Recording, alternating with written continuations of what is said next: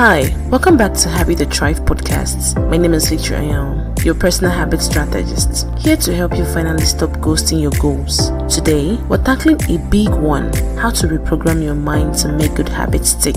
Let's be honest, bad habits stick like super glue. Skip one workout and suddenly you haven't exercised since last Christmas. But good habits, they slip away faster than your motivation on a Monday morning. We're going to change that today. Before we dive in, if this podcast has ever made you rethink your habits, do me a favor, subscribe, leave a review, and share with a friend who keeps saying I'll start on Monday. Because let's be real, Monday is running out of patience. Accountability is everything. Okay, so let's talk about why good habits feel like they have commitment issues. You start strong, like buy a fancy planner, wake up at 5 a.m. for your workout, drink lemon water like it's a magic potion, and then boom, 2 weeks in, you're back to scrolling TikTok at midnight and your gym shoes are collecting dust. Why does this happen? 1. Your brain is lazy, but not in a bad way. Your brain loves efficiency. It's designed to automate things so it can conserve energy. That's why you don't think about brushing your teeth. You just do it. But new habits requires extra effort and your brain resists change like a cat resisting bath time. Number 2 reason why good habits don't stick: we set habits based on motivation, not systems. Why?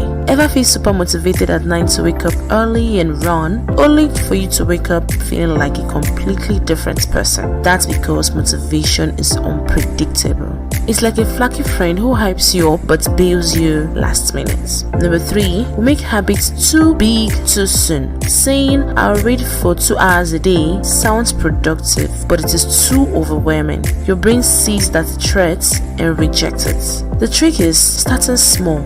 So small that your brain doesn't resist. Number 4, your identity doesn't match your habits. If you think of yourself as someone who hates exercise, no amount of gym membership will change that. You have to shift your identity first. Alright, now that we know why habits slip, let's get into the real work. How to rewire our brain to make good habits automatic. Let me show you a secret first. You don't need more willpower. You don't need more willpower to rewire your brain. All you need is a better system. And I'll break it down to 6 rules. The first rule, the 1 minute rule, which is small wins create big changes. You don't need to overhaul your life overnight. Instead, aim for 1% improvement every day. If you get 1% better every day for a year, you'll be 37 times better than when you started. That's maths, I know, and maths doesn't lie. So aim for 1% improvement every day. Example is, instead of saying I'll read a book every week, start with I'll read 1 paragraph a day. I know it sounds tiny,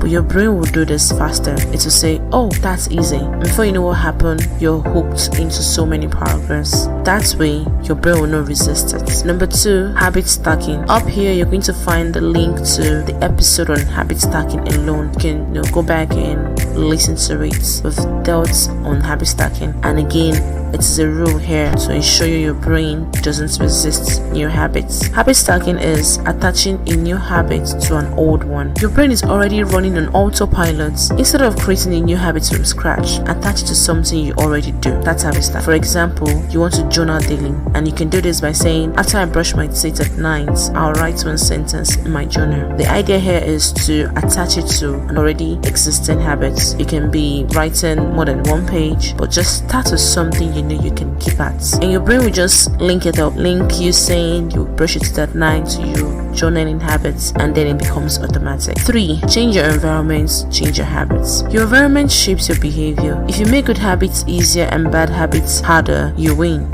Example is, if you want to drink more water, put your water bottle on your desk. If you want to stop checking social media, leave your phone far away from your bed. Willpower is overrated. Your setup matter most, so put things in order. If you want to do more exercises, keep your gym shoes so close, like you're stepping down from your bed, you're hitting your gym shoes. That way, you see yourself growing into loving that new habits. Number 4, identity shifts. I am versus I want to. Your brain follows your identity, not just your goals. If you keep saying I want to eat healthy, your brain is like, cool, but that's your future you. Instead, say I am a healthy eater. The more you act like the person you want to become, the faster you actually become them. Example is, don't say I want to be a runner. Say I am a runner. Even if if all you've done is jog to the fridge.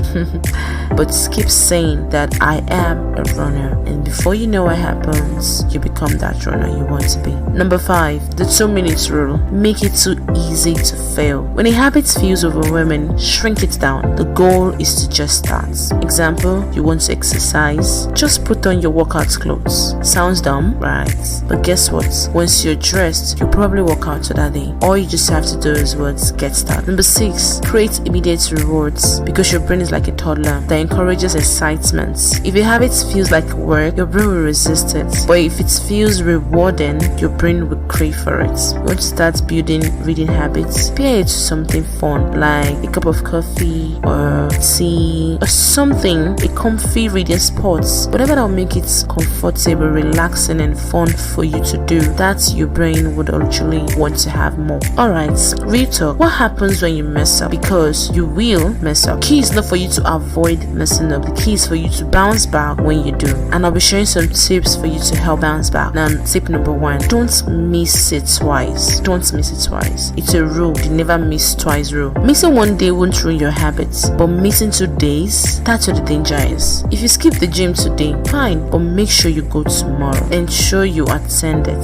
the next day. If you miss a journaling section, no problem, just pick it up the next day. Don't allow the next day go by without you doing that. Tip number 2, don't rely on motivation, rely on systems. If you wait to feel like doing something, you'll be waiting forever. Build habits into your daily routines so that they happen automatically. For example, set up a calendar or an accountability partner or a tracking app to ensure that these things are done. Systems is greater than willpower. Tip number 3, and that's the last tip I'll be sharing today. Be kind to yourself. It's progress over perfection. One bad day doesn't erase progress. No.